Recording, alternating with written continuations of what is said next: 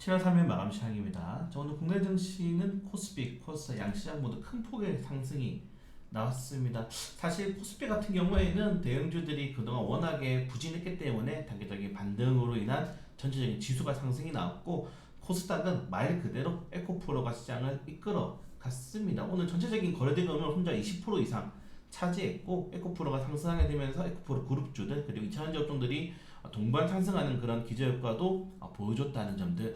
전체적으로 시장이 막 강세가 나오거나 막 전체 업종들이 대세 상승하는 그런 모습들은 보여주지 않았지만, 제가 강조드린 것처럼 증시의 거래대금이 당분간은 뭐 18조 원, 많아야 20조 원 이 정도로 유지될 가능성이 매우 높고, 고객 예탁금이 늘어날 가능성이 희박합니다. 그럼 50조 원 규모로 인해서 현재 시장을 구축한다고 하면은 결국 2,600에서 뭐 2,700 정도로 왔다 갔다 하는 모습을 보여주면서 주도주 업종이라든가 아니면 특정 테마 업종으로 수급이 몰리는 양극화되는 시장이 더욱더 계속 지속될 가능성이 크다. 자, 오늘도 2차전지 업종들이 올라갔지만 에코프로라든가 뭐 LF라든가 LG에너솔루션, 삼성 SDI를 제외하고는 다른 전체 업종으로 파생을 시키지는 못했습니다. 반도체도 마찬가지죠. 뭐 삼성전자, SK하이닉스가 나쁘지 않은 모습을 보여줬지만은 우리가 반도체 부품주들, 특히 최근에 HBMI 관련 테마주들 흐름이 잘 나오고 있는데, 뭐 PSK 홀딩스라든가 그리고 뭐 레이저스라든가 프로텍이라든가 이런 종목들만 올라가지,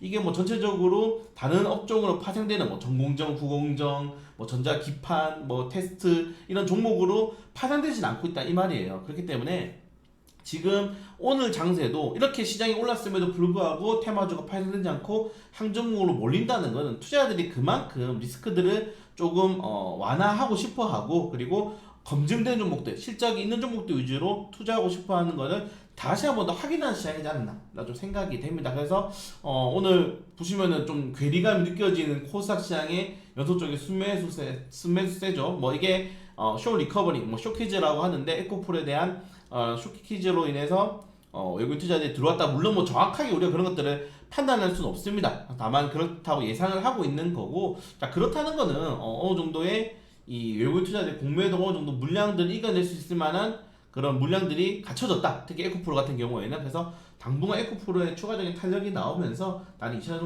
업종들을 같이 올라가는 그런 좋은 흐름이 나와준다면 베스트가 될 가능성이 크다는 점들. 그걸 보면은 대단한 것 같아요. 저는 이제 증시를 거의 10년 정도 하고 있고, 그리고 40년 정도의 역사 동안 아마 공매도를 이긴 국내 증시 종목들은 처음인 것 같습니다. 미국이야 뭐 많이 있었잖아요. 게임사도 있었고요. 그리고 뭐 베드앤베스 비욘스도 있었고, 다만 결과는 그렇게 좋지 않았는데, 자, 에코프로가 정말 이번에 공매도를 이기게 돼버린다면, 사실상 이제 뭐 판정승으로 결정이 났는데 이기게 된다면은 네, 정말 역사에 남은 종목이 될 수 있지 않느냐. 그래서 정말 에코프로 같은 경우에는 10배, 20배. 사실 저는 에코프로를 가지고 있지 않아서 손이 떨립니다. 그때 왜 안 샀지 하고 손이 떨리는데, 네, 다른 분들도 가지고 계신 분들은 정말 축하드리고 다행이지만은, 없으신 분들도 너무 에코프로만 보지 말고 기존에 가진 내주식, 내종목들도 이런 식의 탄력을 좀 기대해 보는 것도 나쁘지 않을 것 같다. 이 정도까지 보시면 될 것 같습니다. 그래서 오늘은 뭐 환율도 나쁘지 않았고, 사실 뭐 뉴욕 증시 영향이 굉장히 크게 작용을 했죠. 나쁘지 않았지만은 이걸 흐름을 이어가려고 하니까 이제 뉴욕 증시가 내일 조기 폐장하고 다음날 또 휴장이에요. 그래서 조금 더 지켜봐야 될 필요가 있을 것 같아요. 그래서 본격적인 하반기장은 이제 목요일부터 이뤄질 가능성이 매우 크다는 점들도 여러분들이 좀 체크를 해주시고 가시면은 좋을 것 같습니다. 그래서 오늘은 보시는 것처럼 좋은 이슈들이 굉장히 시장에 많이 나왔어요. 이게 시장이 올라가서 좋은 이슈가 나온 게 아니고, 좋은 이슈는 동반되는 거거든요. 그래서 다시 시장이 올라가 버리니까 증시 관련된 좋은 이슈들이 시장에 도배가 되고, 또 떨어지면은 좀 안 좋은 이슈가 도배가 되는 것처럼 결국에는 증시의 수급을 끌어올릴 수 있을 만한 좋은 이슈들이 시장에 많이 나오면 많이 나올수록 증시에는 나쁠 게 하나도 없다는 점들 좀 확인하시면 될 것 같습니다.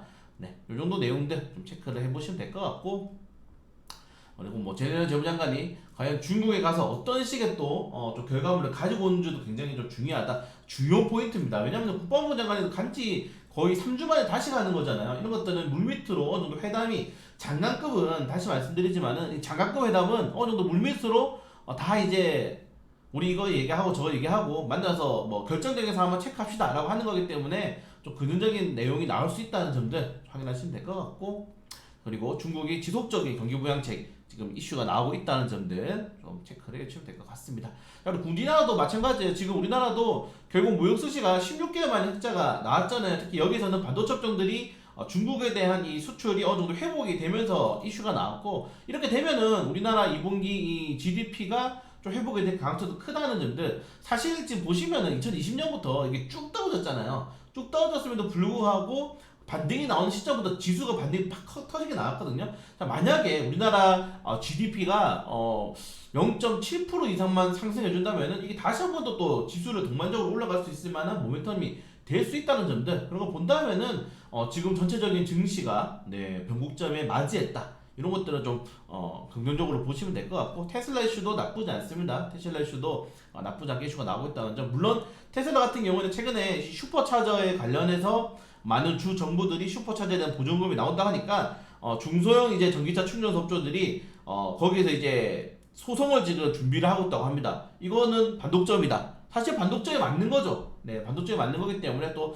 충전 관련된 이슈들은 새로운 국면으로 넘어갈 수 있다는 점. 유럽연합이랑 여러분들 미국 같은 경우에는 독점에 대해서 굉장히 규제가 심합니다. 네, 시장에 대해서. 그렇기 때문에 테슬라 이번 슈퍼차저도 반독점 소송이 휘말리게 된다면은 또 새로운 국면으로 넘어갈 수 있다는 점은 또 하나의 포인트라는 점 보시면 될 것 같고, 코스피가 이제 실적 모멘텀이 점점 넘어간다. 상장사 10곳 중에 6곳이 영업이익이 증가하고 있다는 점들 나쁘지 않게 보시면 될 것 같습니다.